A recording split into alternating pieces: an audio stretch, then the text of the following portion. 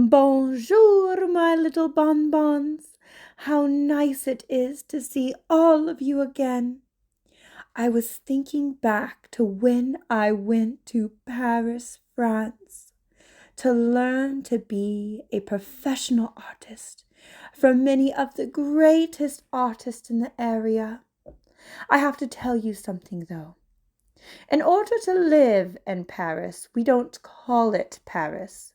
We call it Paris. Can you say that with me? Paris, Paris, France. That's where I lived. It was beautiful and magical.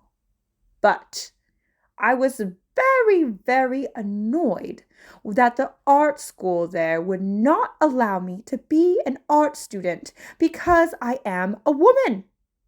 Only men allowed, they said.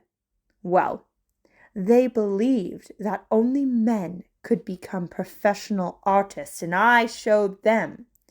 I started taking private classes with Charles Chaplin and Thomas Couture, and we would go out to the countryside and paint what we saw. I learned so much, and I am very proud to say that one of my very own paintings was accepted for the Paris Salon. We called it the Paris Salon, but guess what? Now you call it the Louvre. I was one of the first American women who had a piece of artwork there. The artwork that was displayed was one of my oil paintings called The Mandolin Player. I loved painting pictures of women doing ordinary things, like mothers taking care of their babies. It was beautiful and important work that your mothers do every day to take care of you. Now, I was never a mother myself, but I saw them all the time.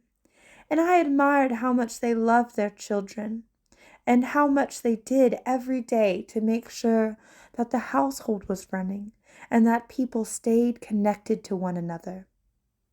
I must tell you something sad. My older sister Lydia, who used to travel all around Paris with me to watch plays and to have good fun together, she died very young. She was only 45 years old, and it was because her kidneys weren't working properly.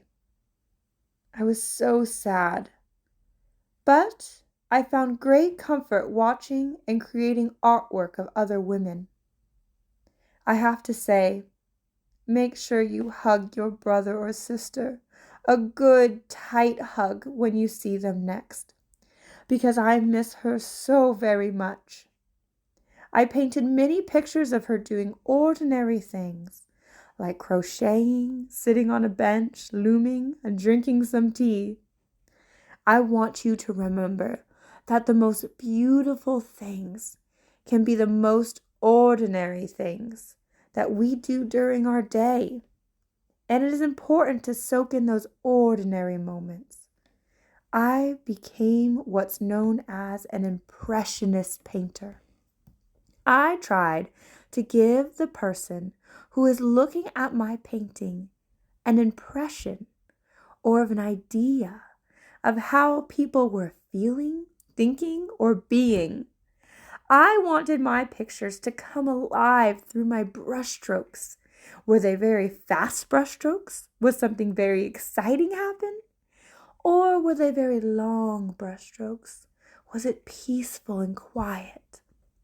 Next time you look at a piece of my art, I want you to think about how these people in the art are feeling or being.